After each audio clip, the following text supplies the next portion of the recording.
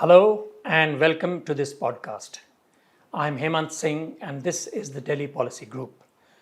1 year ago, Operation Sindoor showcased high levels of professionalism and jointness of the Indian military, as well as India's growing self-reliance in defense capability. However, in the midst of global turmoil and conflict, India continues to face a particularly demanding security environment. Apart from persistent neighborhood threats, emerging technologies are disrupting the battle space. In this episode, we will take a comprehensive look at India's military capability. We will also examine some uncomfortable realities and the challenges we confront.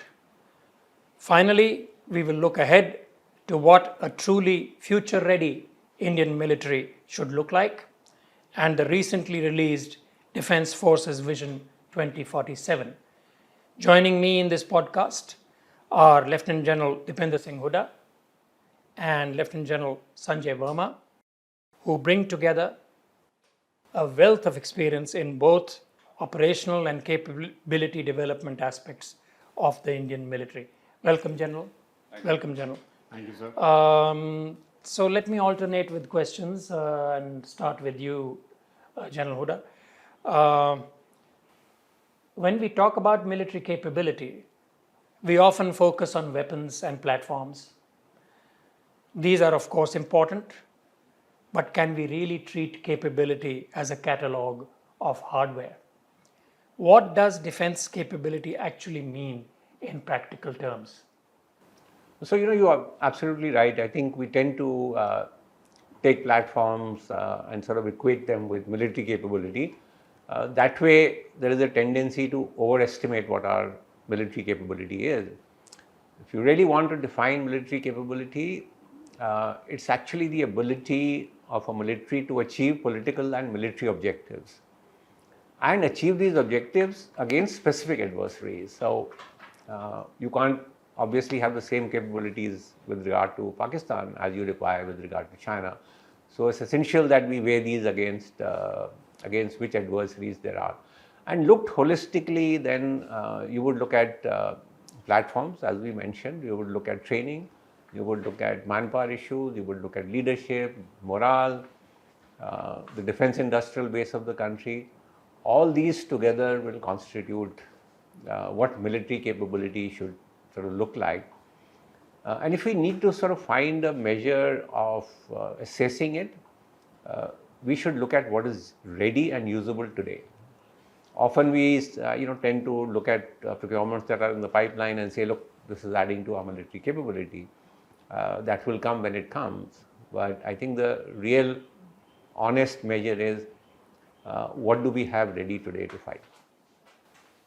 Okay.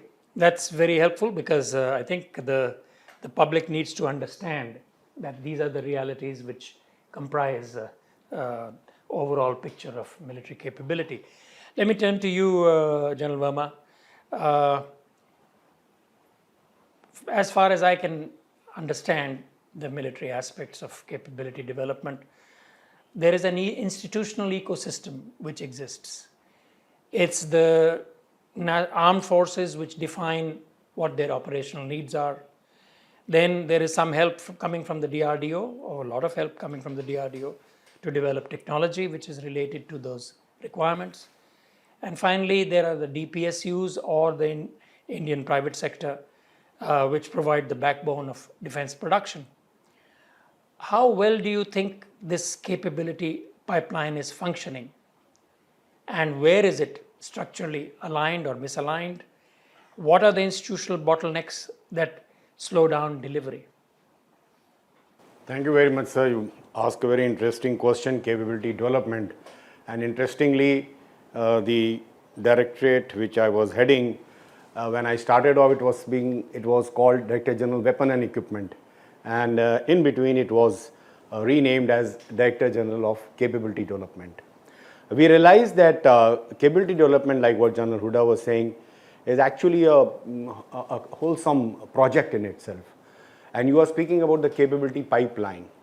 So now where does the pipeline start and where does it finish? So I think the pipeline starts right from the threat perception the country faces. What is the type of threat perception? I plan for it. I have to plan to take care of that threat. For that planning now I put the planning into execution. I start the procurement, design and development, induction, and I build up my operational capability, and that is a muscle coming into the defense forces. Now, the straight answer to your question is that what do I think of the capability pipeline? I think our pipeline is strategically ambitious. I mean, there's no doubt about it. We are well geared up. If you look at our plans, we have huge plans, we have good plans. But somehow the operational part of it, as it comes into the execution, it tends to be little inefficient. Now, where is it misaligned? The misalignment takes place, there are long planning cycles to start with.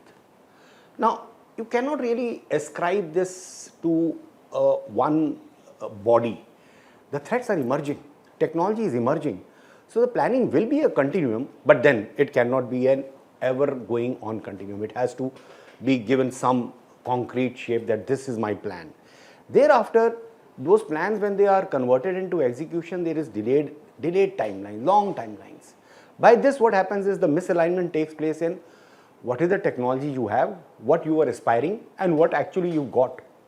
So there is again misalignment between the technology timelines, and that has happened because a long gestation period has taken place. Thereafter, the result is, in fact, I dare say that even today, in spite of having a positive indigenization list, we still continue to import certain niche technologies. We all know what is going on. So therefore, sir, what I would like to summarize it saying is that yes, pipeline is ambitious. The only thing is that it is slightly inefficient. Now, the reason is there is no ownership of this pipeline.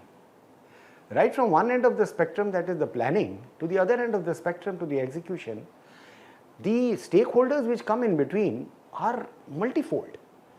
And if I have to say that yes, he or this organization is owning the pipeline, accountable, answerable as to how this pipeline functions, there lies the problem. That is a structural problem. So we have the present day structure originates to post Kargil Review Committee, the reorganization which took place. There is a Defense Acquisition Council, there is a Defense Procurement Board, Services Procurement Board.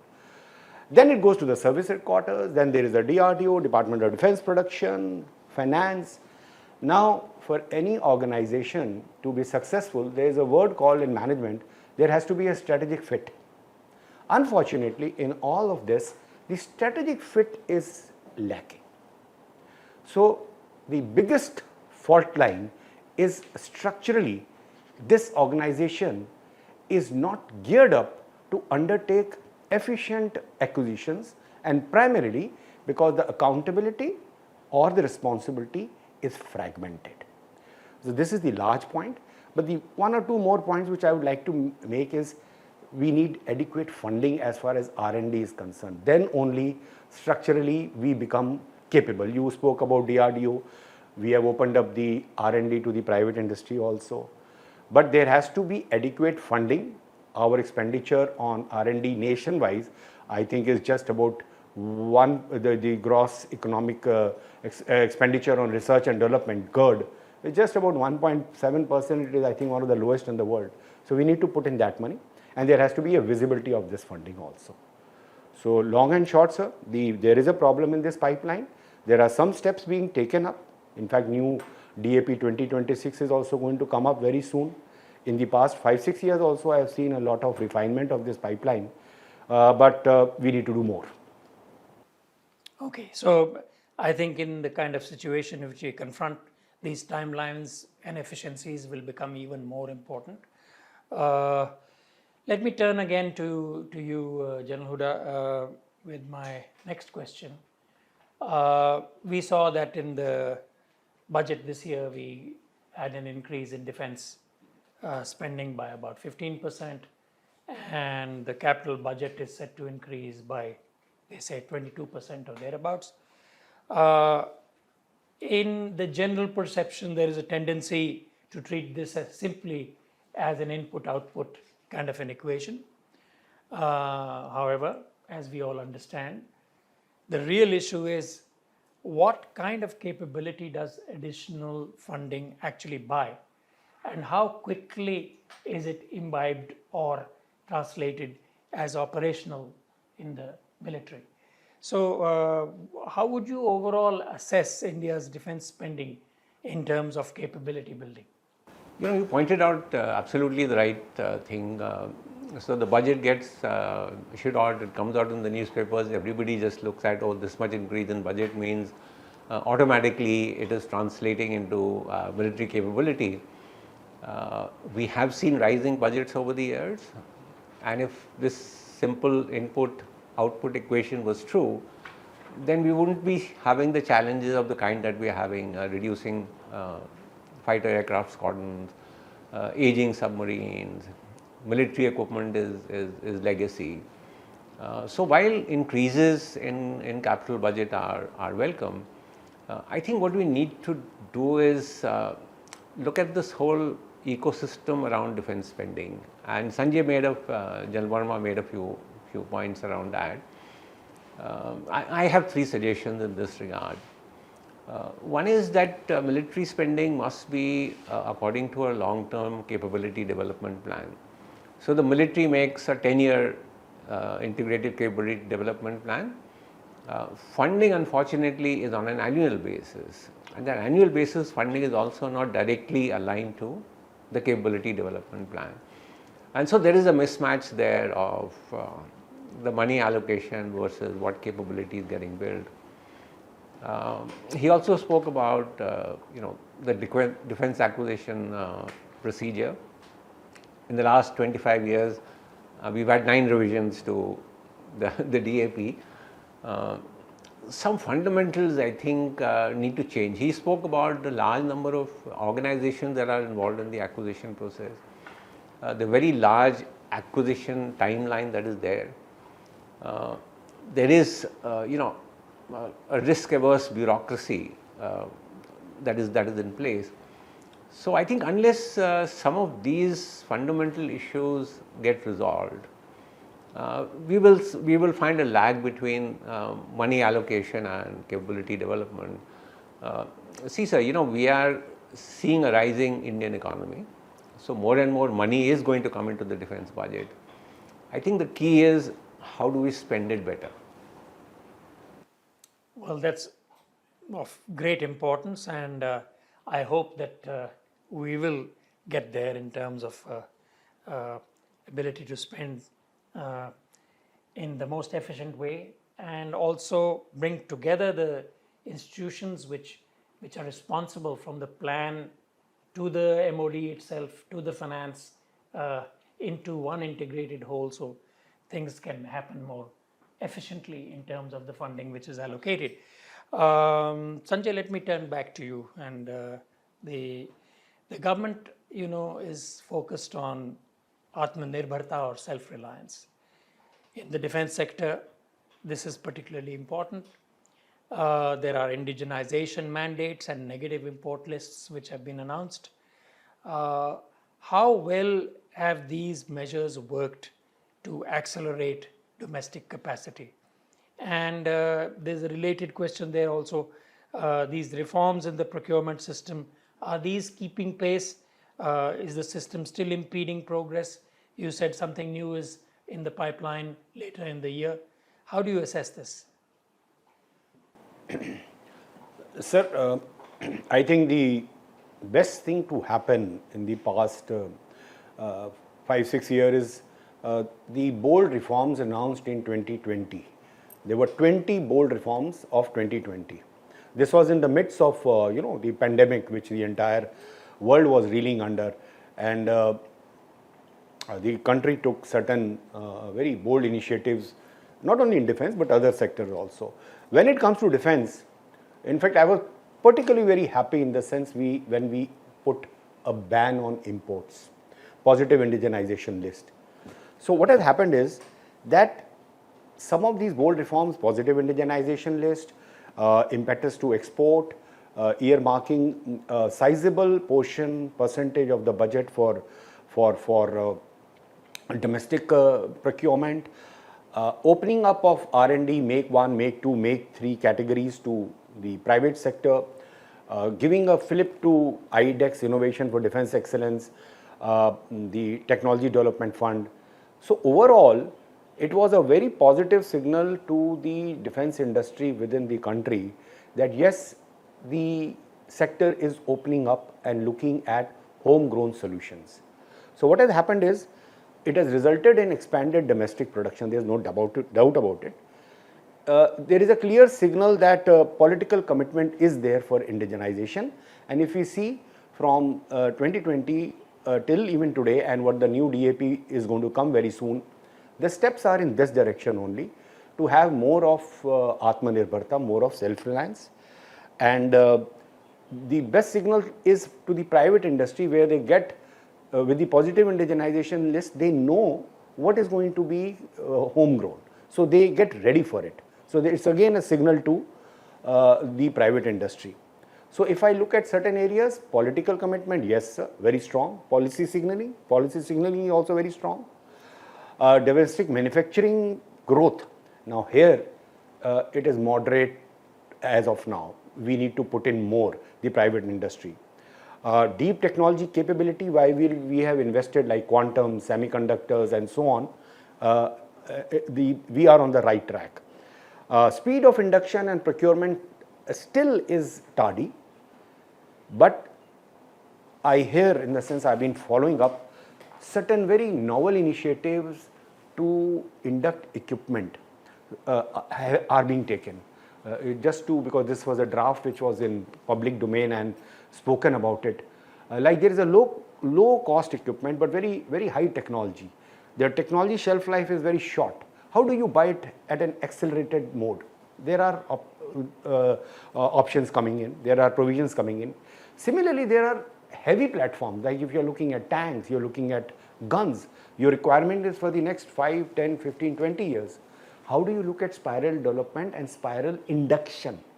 After all, somebody who makes a platform, you just cannot say after 5 years that you are out of business. So how do you look at the continuum building up for capability building? So such provisions are coming in. Undeniably, the Atmanirbharta has changed the direction and momentum of defense acquisition. There is no doubt about it. But like you asked whether these reforms are giving result, the policy ambition has actually moved faster than institutional reforms.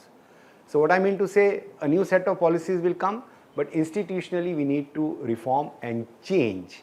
And to sum it up, I would also like to say that these things do not happen in 5-10 years. The actual manifestation of all these reforms, I am looking at 2030, 35, when we will be actually having some niche technologies also. Because today also, if we are getting some platforms, there is a large import footprint in that. So we got to be cautious and make sure that on those areas also, in that area, we do some more research and make ourselves self-sufficient. Thank you.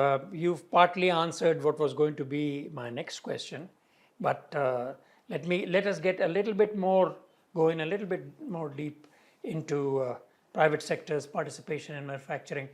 75% of the capital acquisition budget has been earmarked for domestic manufacturers.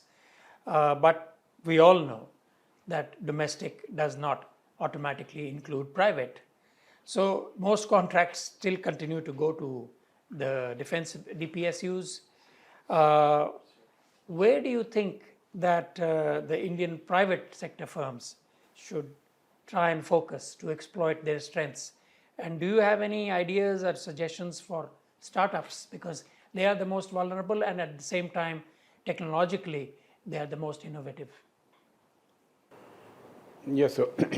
That there is no denying that till now, the DPSUs are getting a large chunk of the orders, or whatever the statistics come that whatever expenditure has been done domestically, a large portion has gone to the DPSU, and that will happen because what we are seeing today is manifestation or delivery of the platforms which have been ordered last 3, 4, 5, 7 years. So that is happening. So that was primarily public sector, but of late we have seen certain sectors in private sector which are coming up. Example, I'll give you two very good examples. One is the advanced towed RT gun system, which is 155, part of DRDO development, and then now being the order has already gone to Bharat Forge and Tata Advance. So this is going to open up RT modernization in a big way. The other is the mechanized platforms. The light tank, again, it has gone to the private industry. So these, they will come up. But what they have to focus on, these platforms are system of systems. There is, like, if you see a tank, you have a transmission system, you have a suspension, you have a protection, communication. So in no way we can get self-reliance in all these sectors. So these private industry will also have to look at some expertise in subsystems, software layers, because now the orders are very clear that whatever software is being used in any platform has to be homegrown. So software is another, electronics, integration capabilities. When I talk about the suspension, automotive, the engine, the transmission, integration is the biggest challenge. So these private industry will have to gear up to better their manufacturing and integration capabilities. So it is a sunrise sector, very high potential for the heavy industries. And what most of the industries have done, and that is, I think, a right thing, looking at some joint ventures, collaborations. And that is how the conglomerates work. If I take the name of any big defense player in the world, they have footprints in all parts of the world, harnessing what is best available over there and then integrating it. So that is for the private. As far as startups is concerned, now for them this long gestation period hurts. Startups cannot afford long gestation periods. So they should look at certain technologies which are niche, which are low cost, but ever evolving. And what I mean by ever evolving is dual use. There are a number of technologies which are being applied in the civil applications and in defense. Drones, counter drones, surveillance, intelligence gathering, reconnaissance capabilities. So they should invest in such where the gestation period is less, induction is faster. So that is why I mentioned in the previous this thing that there are certain provisions coming in which will enable these startups to give products at an early time frame.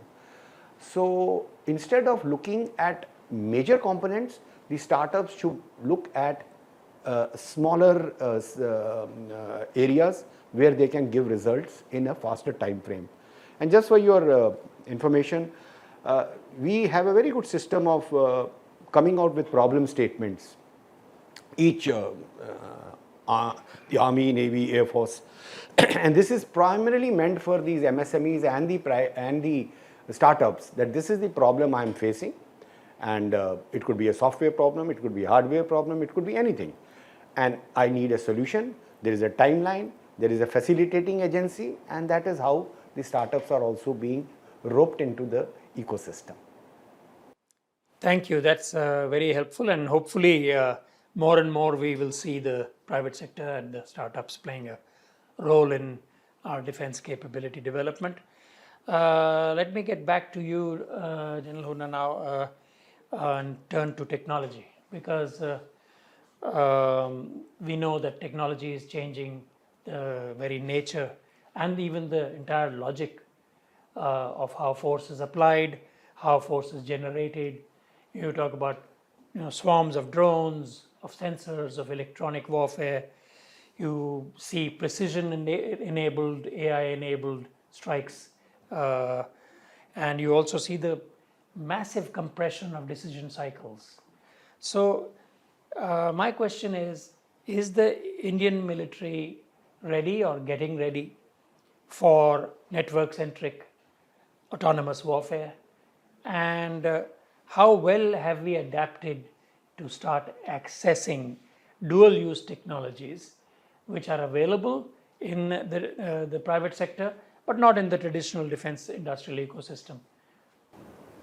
Sir, I think there is a deep understanding in the military that look, the kind of warfare that we are going to fight, there is going to be greater use of autonomy, greater use of network centricity, etc. Where have we reached? I will say there are areas and pockets of excellence, and there are some areas where we need to, I think, do better. So let me address both of them. For example, on autonomous systems and drones, we are seeing a huge push in the military. The kind of acquisitions that are coming in, particularly in the last 1 year after Operation Sindoor, and not only is there greater acquisition, also importantly, organizational structures are coming in to absorb drones and counter drone systems. So it's not merely that in the existing organization just adopt this and just take this, but specific organizational structures are being created. On network centricity, we have seen the Army and the Air Force Air Defense Network getting linked, and that also was talked about a lot. The Akash Tir with the Air Force integration has happened. I think individual services have a fairly sophisticated network within themselves. Where I think we need to do better is the inter-service integration. For example, we still don't have a common surveillance network where surveillance platforms of the Air Force, Navy and Army can access each other's information. It all gets integrated. Even on the issue of artificial intelligence, there is a lot of talk about it, but we don't see till now a very sort of expansive introduction of AI as we are seeing in the other advanced militaries into the Indian military. I think what we need here is a proper strategy, funding, etc. For the AI. On dual use technologies, see the challenge, and as General Verma also brought out, is the challenge is time. So the civilian technology cycle works in months. The defense procurement cycle works in years. So how is it that you are going to get these two to match up? Now I know there is some processes and procedures being involved in the new defense acquisition procedure, which again he talked about, of how to buy it. My suggestion would be, I think we need a completely new organization, empowered organization to do this. Putting this organization under the existing bureaucracy, existing processes, time cycles, I'm not sure that's really the right way to go. Better to divorce it from the existing cycles and say, okay, here is the empowered body, here are financial processes for you. Whatever you see out in the civil dual use technologies, go and acquire it. So I think that's the way would possibly be better. So we need a more proactive and entrepreneurial sort of an approach, and a body which can pursue that type of a approach with an empowered mandate. Absolutely. All right, so back to you, Sanjay. Now, gap between ambition and reality. So we are pushing for self-reliance, but we remain the largest importer of weapons. There are also shortfalls, massive shortfalls you referred to in R&D spending, which really imply that we will remain dependent on foreign suppliers or foreign companies for cutting edge technology for quite some time. What do you think are the biggest structural challenges in terms of this capability building journey? And please also refer to some underestimated risks, because these don't show up in peacetime, but they become decisive in conflict. Yes, I was just going on one particular thing. It's very interesting that we still continue to be the second largest importer of arms, and at the same time, We are very vociferous when we come and talk about exports. That we have broken all records where we are going. In fact, till 2029, our target is 50,000 crores for exports, and we've already crossed 30,000. So there is a very fine balance between the approach we have taken. But you are talking about the structural, the gaps where are there. So I would list out the gaps in 4 domains. The one is the structural and institutional.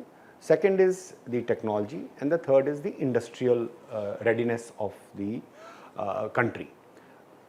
First, talking about the structural, what General Hooda just mentioned, and I had also alluded to earlier, that structurally we are fragmented, I told, between the services, between the MOD, between the DRDO, between DPSUs, between private industry, and between the financing structures.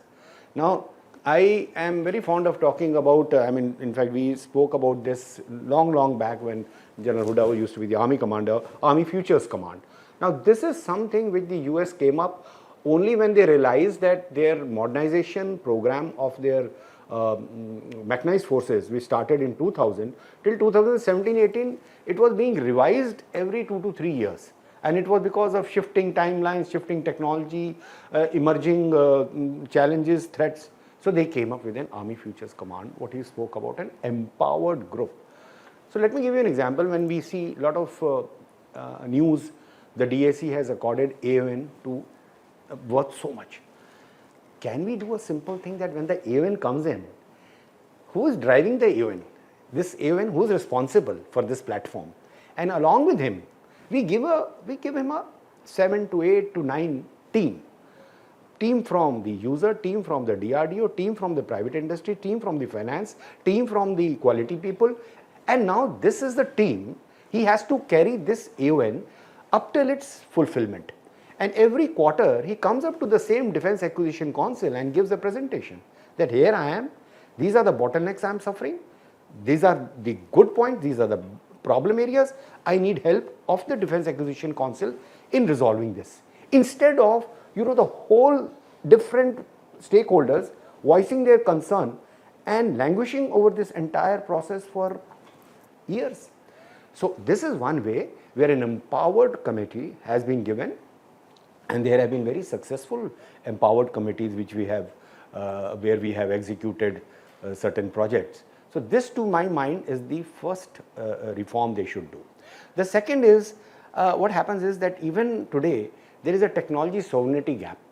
We may be ambitious, but certain areas like we all know, the jet engines, advanced propulsion, advanced semiconductors, sensors, high-end radars, seekers, advanced materials, even AI compute systems, these still remain certain areas which are elusive, and these gaps have to be covered. So this is the second challenge. And the third one is that I spoke about it earlier also, that R&D, we need to get a new culture of R&D. In R&D, the biggest thing is that you should be ready to take risks. You may invest a lot and it may not result into certain tangible, but then that is the type of risk we have to take. Somehow that culture is not there in our universities, in our industry. How much is the investment in R&D by the private industry? I mean, you will be asked to know the statistics. It is dismal. And in the overall R&D expenditure in the country, 70% of it is being done by the government in India, and 30% is by the private. Whereas the world over, it's the other way around. So they will become institutionally, technologically strong, the industry, when they invest in R&D. When they get that sort of skilled manpower, they pay them good money, and then they will be able to retain that workforce and build up systems for the future, not only for the Indian Army, but for the world.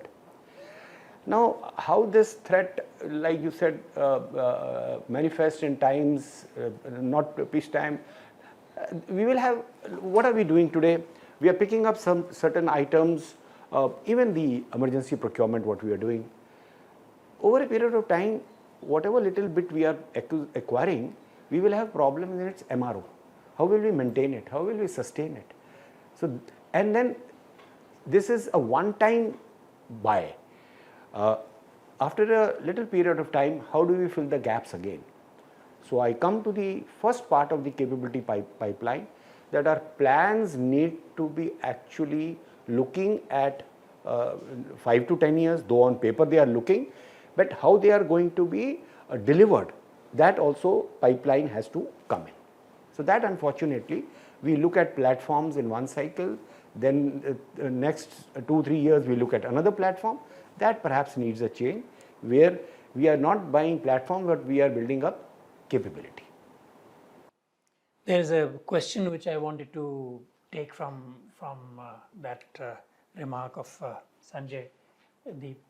We obviously at the moment don't have Anthropics and Palantirs, which are part of this technology-based system, which is propelling very advanced defense modernization. Is there a way we can create it? I mean, you sometimes referred to some venture capital, defense venture capital fund, or we have PLI schemes going on in the civilian space, etc. How do we have an ecosystem like that? Because we can't be just dependent on foreign sources for AI. So, sir, as you're saying, there have been suggestions that can we have a technology venture capital fund, professionally managed. So, the government sets up a venture capital, and if it's going to put a bureaucrat in charge, it's not going to work. So, you need a professional, and that is where that venture capital starts investing. He looks at various startups, sees where technology needs to be developed. If you want to look at a model, then there is this model called InQtel. That's the company which was set up by the CIA, and that company has provided them fantastic technology. So something like that, I think, is one way to go, where you are encouraging the startups, the private sector, the government is putting in money, and really, if you are successful, then it isn't as if the money just being thrown away. I mean, it's going to come back to you. So a professionally managed, I think, venture capital fund is I think, a way to go for getting newer technologies into the military.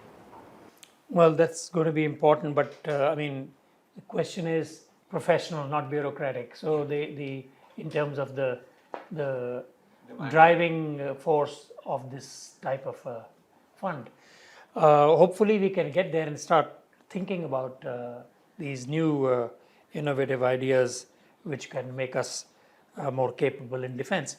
Let me stay with you for the next question, which is turning from hard power, which we have discussed, and how to develop that capability.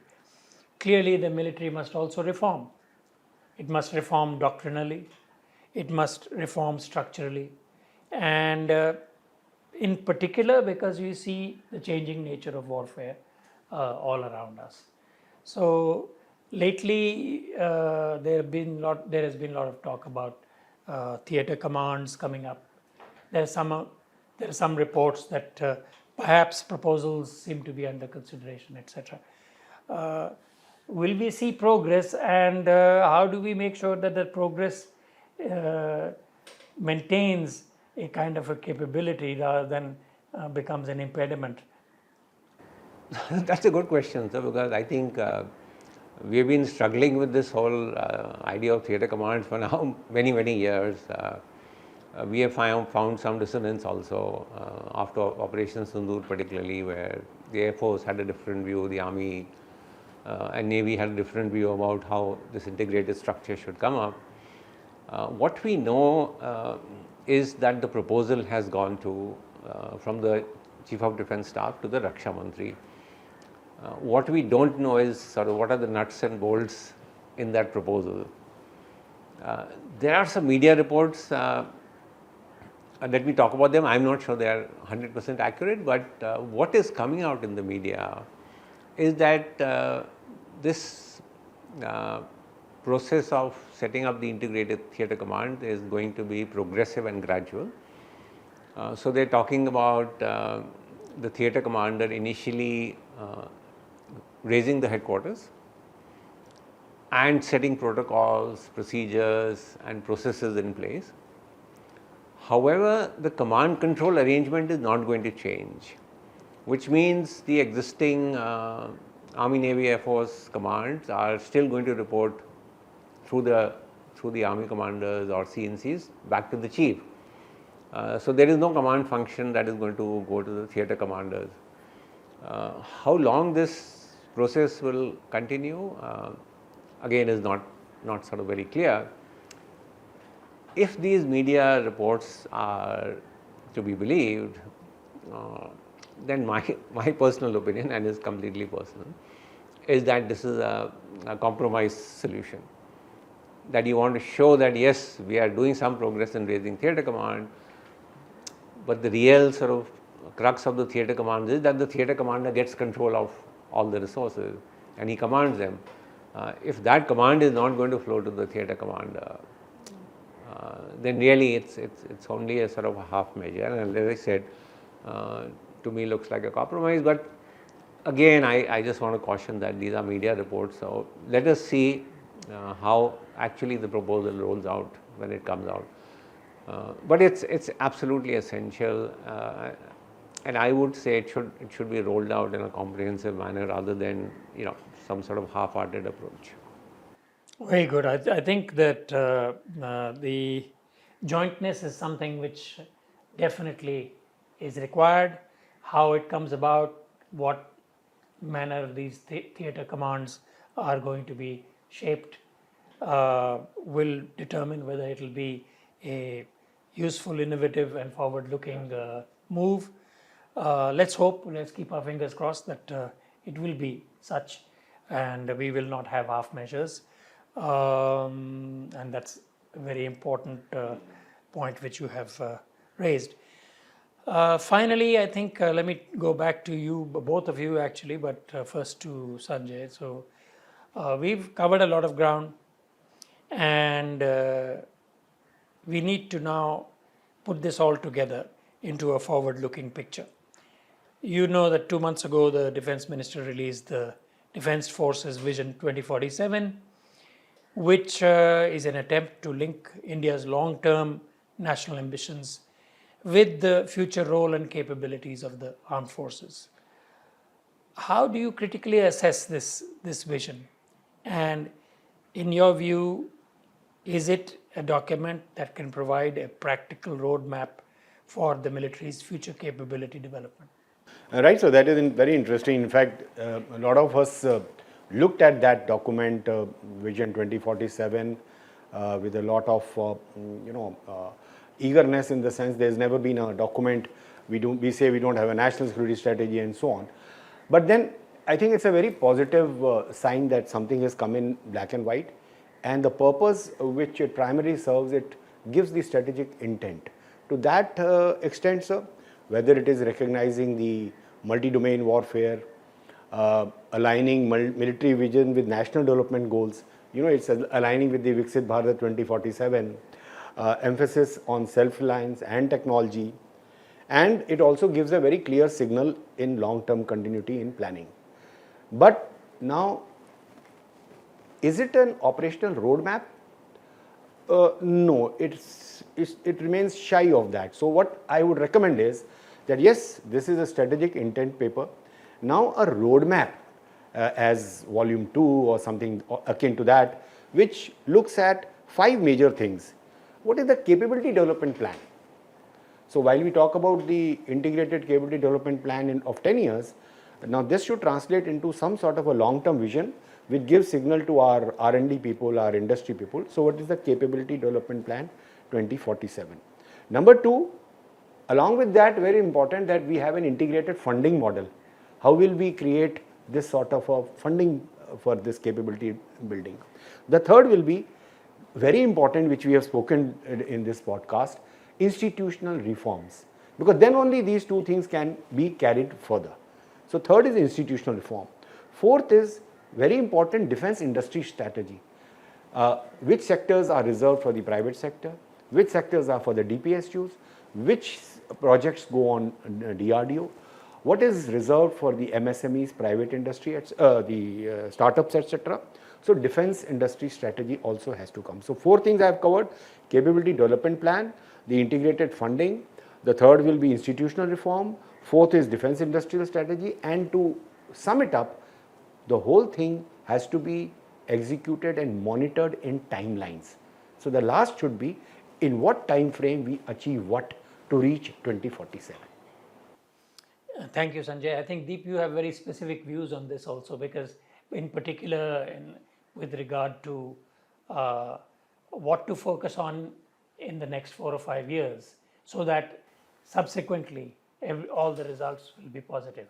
Can we hear those views, please? Yeah, so 2 things before I come to that is, apart from what General Sanjay Verma has said, I think one key issue is ownership and who's responsible. So this has been issued by the CDS, and it's mentioned in the vision document that it will require assistance, support of other ministries, other governments. So who's going to actually drive it? So I don't think the military by itself can sort of drive the execution of this. So a larger ownership needs to be taken.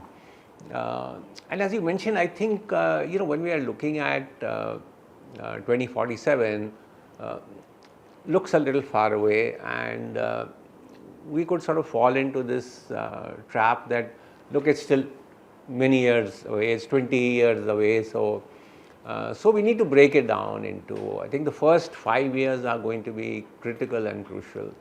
And in the first 5 years, you must lay down certain targets on organizational structuring, on capability development. Once those targets are laid down, and then you say, is this target going to be achieved or not? That is the way I think you will set the roadmap for how we progress. Otherwise, I think it will just remain something, I hope it doesn't, but it might just remain on paper otherwise. So unless you have very specific targets which are to be executed in the first 5 years. So we need to start preparing that list of targets. Absolutely. And creating a basis for the success of this vision. Yeah. All right. Well, thank you very much. And thank you, Sanjay, because I think this has been a very comprehensive and interesting discussion on the overall picture with regard to India's military capability. So thank you very much.